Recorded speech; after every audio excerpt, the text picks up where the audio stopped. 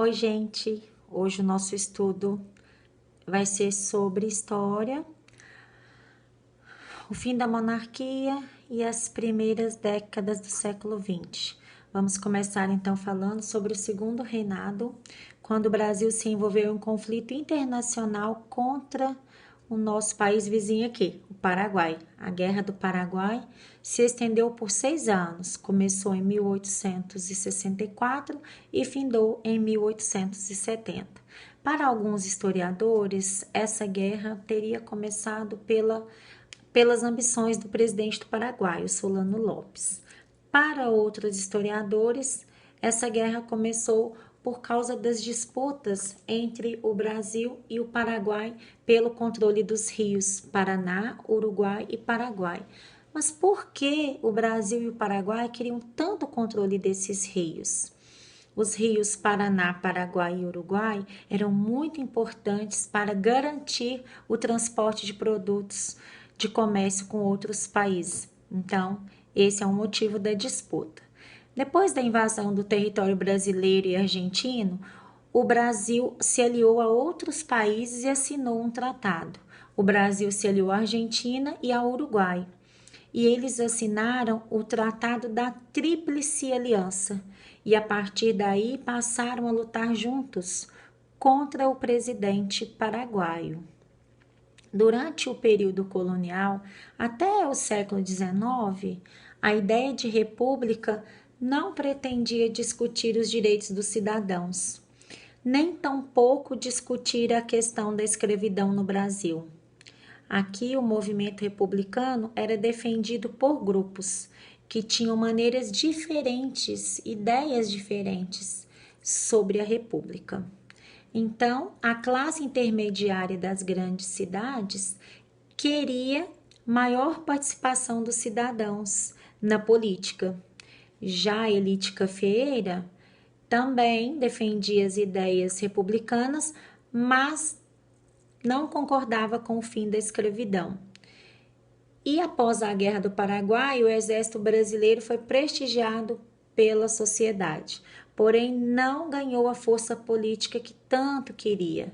E as ideias republicanas dos militares era que grande parcela deles defendia uma ordenação política brasileira, valorizava a inovação de técnicas e as indústrias para o desenvolvimento da sociedade brasileira. Com o fim da Guerra do Paraguai, o imperador passou a receber cada vez mais críticas de vários setores. Um dos principais grupos que estavam descontentes com o governo era o dos grandes produtores de café. Eles se sentiram prejudicados por causa da abolição da escravidão. Eles queriam que a escravidão continuasse, né? Porque eles ganhavam muito lucro, uma vez que não precisavam pagar os escravos. Outro grupo que também estava insatisfeito era o grupo dos militares. Desde o fim da Guerra do Paraguai, eles buscavam ter mais influência nas decisões políticas do Império. E quem liderou o movimento para a proclamação da República foi Marechal Deodoro da Fonseca. E o principal motivo do Brasil passar a ser república teria sido uma disputa entre as pessoas que apoiavam o Marechal e os seus opositores. Dia 15 de novembro, proclamação da República. São Paulo e Rio de Janeiro estavam entre as maiores cidades aqui do nosso país no início do século XX. São Paulo crescia com as riquezas trazidas pelo café e o Rio de Janeiro, capital da República na época, ocorreu grande aumento populacional e muitas mudanças foram realizadas na cidade a partir de 1904, como o alargamento e o calçamento de ruas, a abertura de avenidas, a construção de grandes prédios, o melhoramento do porto e também obras de saneamento. Além dessas mudanças na cidade, novas tecnologias modificavam o cotidiano das pessoas. Então, o dia a dia das pessoas foi marcado por mudanças no transporte público. Muitas cidades passaram a contar com bondes puxados por animais. Rio de Janeiro e São Paulo foram as primeiras cidades a terem os bondes elétricos. Mudanças no transporte individual também.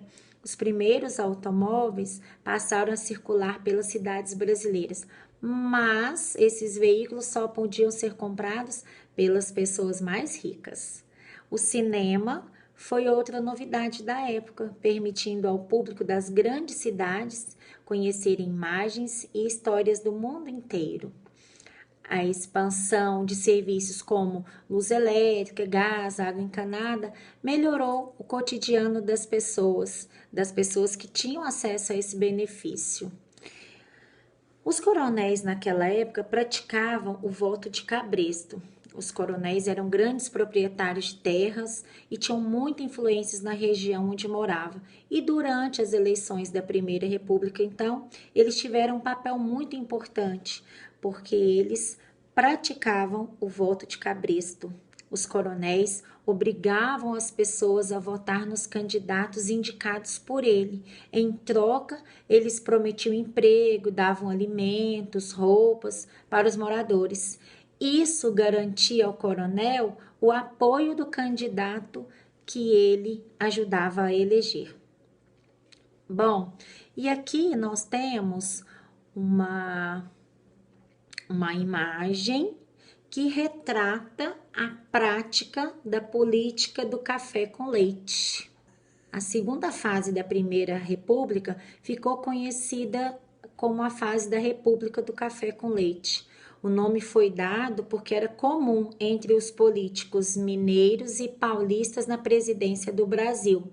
Nessa fase, o poder era controlado pelas elites dos estados de Minas Gerais, que era produtor de gado leiteiro, e de São Paulo, que era produtor de café. Por isso, café com leite.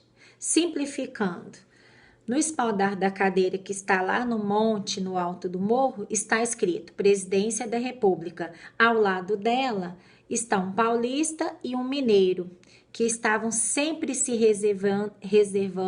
revezando na presidência da República. E esses outros aí que estão tentando chegar ao cargo são de outros estados.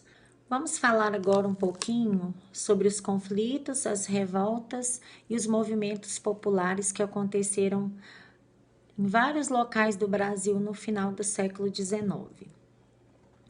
No campo onde vivia a maior parte da população, havia muita pobreza e as condições de vida não eram nada boas.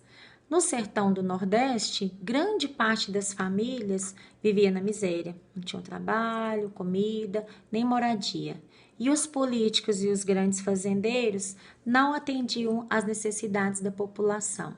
Então, sobre esses conflitos e revoltas, vamos começar falando sobre a Guerra de Canudos. Guerra de Canudos aconteceu em 1893, na Bahia. Lá eles formaram um povoado de camponeses, liderado por Antônio Conselheiro. O povoado atraiu muita gente. As famílias trabalhavam juntas, unidas, erguiam casas, plantavam roças, e essa situação desagradou os grandes fazendeiros e também os comerciantes. E logo o governo, então, enviou tropas para atacar o povoado. Cangaço. Os cangaceiros assaltavam fazendas e povoados. Eles eram temidos por uma parte das pessoas por conta da violência que usavam. Por outro lado, eram admirados pelos sertanejos, porque eles não temiam os coronéis, os proprietários de terras e outras pessoas poderosas. Revolta da Chibata. A Revolta da Chibata aconteceu em 1910, no Rio de Janeiro, em novembro de 1910. Um grupo de marinheiros se rebelou contra os baixos salários e contra os castigos físicos que recebiam. O líder do movimento foi um marinheiro, o marinheiro João Cândido. Os rebeldes tomaram alguns navios de guerra e ameaçaram bombardear a cidade caso suas exigências não fossem acordadas, não fossem atendidas. Movimento operário. Os operários começaram a organizar movimentos para lutar por melhorias nas condições de trabalho. E para alcançar esses objetivos, eles associaram-se em sindicatos e promoveram greves. Então, vamos fazer uma associação para ficar mais fácil? Cangaço fala sobre os cangaceiros. Movimento operário fala sobre os operários. Guerra de Canudos, vamos pensar aqui em Antônio Conselheiro. Então, Guerra dos Canudos, Antônio Conselheiro.